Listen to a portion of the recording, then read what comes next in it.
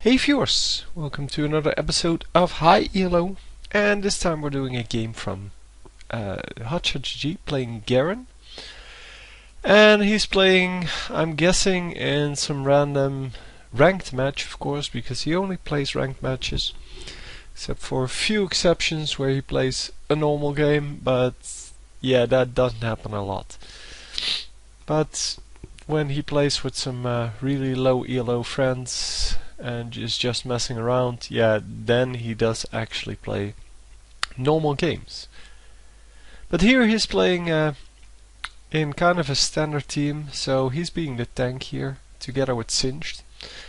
And they have a Caitlyn to do most of the damage, and Evelyn to, which is Big Fat GG by the way, to do some harassment, and Warwick to be the jungler, as well as to stun late game, so to kind of engage the fights.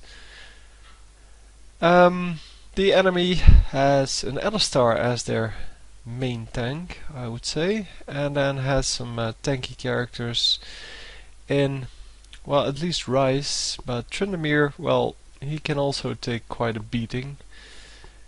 Once he has his ultimate, that is. And, well, Twisted Fate is of course very useful for his ability to teleport all over the map.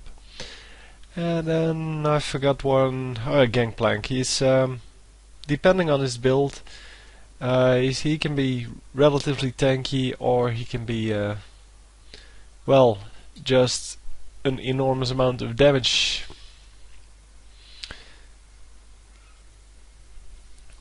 So apparently they didn't bring any CV, so not them and not their opponents. That's kind of surprising. So he's starting off with the Decisive Strike, which is basically just extra damage. And, well, it does give you silence, but early game I think it's mostly about the extra damage. And normally we see people taking this one. Yeah. Normally they take Judgment, where he spins around and does damage to everything. And that's because normally we see people going for the whole minion wave.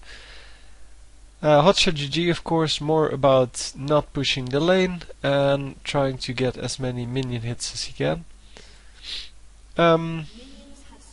Yeah, for now I'll go a little bit. I'll explain his skills a little bit. So, as I said, Decisive Strike, 15% movement speed for 3 seconds, which is basically used to catch up with your opponent. But you can, of course, also use it to run away. Oh, yeah. So they counter jungled here a little bit. They put a ward here, and they saw this guy coming, and apparently got a real easy kill, and may get another easy kill, but not entirely. So this is because, well, they just probably made up this strategy. So it is kind of surprising that the enemy team would allow them to do this, but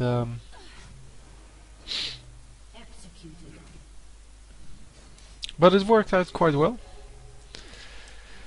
Anyway, I was going over the skills for a little bit. So, Decisive Strike, as I said, it gives you a little bit of movement speed, but it's mainly just damage. And there we see the Judgment, which we'll come to in a moment. Then Courage is, yeah, it increased armor and magic resist, and you get shield if you activate it. And the shield doesn't actually absorb damage like we normally see, but it absorbs a percentage of the damage. And let's see what's going on here, because we see all kind of movement in the jungle. So, and this is why wards are so powerful. Because if you can see where the enemy is and he cannot see you, you can sneak up on him and kill him. It's as easy as that. So then the Judgment, which is the E skill, he rapidly spins around and yeah, it reduces slows. It deals a lot of damage, but it doesn't do a lot of damage to the minions, I think. Yeah, damage to minions is reduced by 50%. But he does get extra damage from his critical strike. And then his ultimate is just a huge amount of damage based on how much health somebody is missing. So it's 1 for every 3.5 health, so that's about, I don't know, 1/3 of, well, 1/3.5, I guess. So that's about 30% of your of the health you're missing. It deals in damage, plus a standard amount of 175. So using this on champions that are low on health normally means that you just get a kill instantly. And that's also why he has the flash, because yeah, if someone is trying to run away, he can flash in, probably gain the additional movement speed here, and then use the Damascene Justice to finish it off. So it's not really viable as a harassment tool, but it is very useful to, yeah, just get kills. That's why we see Garen get a lot of kills normally. And they get another kill here. Yeah, Garen is really tanky, and he has automatic health regen. So if he doesn't get damaged for 7 seconds, yeah, then he actually regenerates his health automatically, and it's based on your maximum health. I'll leave the cursor there so you can actually read it. But it's based on your actual maximum health, and that's why we see most Garens go for a lot of health, because it increases, well, it increases your complete regen capabilities.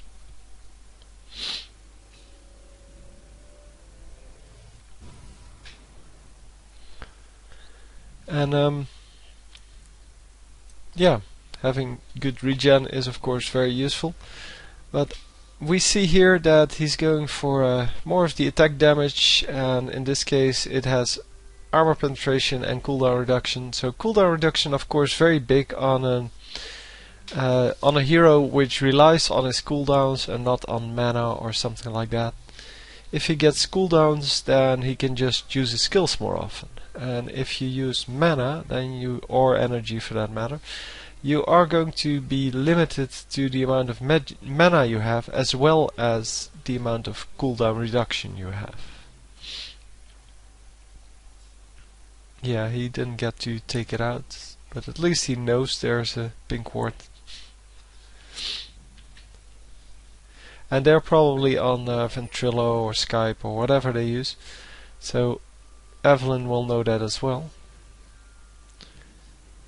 But I guess in a few minutes Evelyn will have the, what's it called anyway, Oracle's Potion, Oracle's Elixir. So even though they had a pink ward, because they could see it, because they saw Alistar putting it there, they actually took a different route, and the opponent didn't have any use for the pink ward there. It's kind of smart, because, well, you don't want to run into the pink wards, and this way they still get the kill. And oh yeah, he's dead. Best thing to do is of course go around the edge. There's just less chance that you actually get hit, because it all depends on chance whether you get hit or not with the Pirate's ultimate. You can walk through the whole thing without being hit, but you can also get hit like 10 times. And there we see the Damascene Justice, and it just does a whole lot of damage. I'm not sure if no, it probably cannot crit. It's magic damage. And, so the Gangplank's Q, where he shoots his pistol, that one can actually use the critical chance, or well, make a critical strike, and then you do 200% damage, or with Infinity Edge you do 250% damage. Still don't understand why they put the what's it called? Hang on, one sec. It is one of the last items here. So they put unique passive, but it doesn't say it deals 50% more damage. It just says it increases to 250%. So I don't know why they had to include that it's a unique passive. Because if you buy 2 of them, it's still going to be 250%. So it's 5-0 by now. And yeah. It is pretty amazing that this game is going so well. Because the teams were relatively equally matched. But I guess Evelyn is a big pain in the ass if played correctly. But yeah, we all know that. Everyone has played against an Eve or played with an Eve. And it's just very hard to play against. Is she hidden? Yes, she is.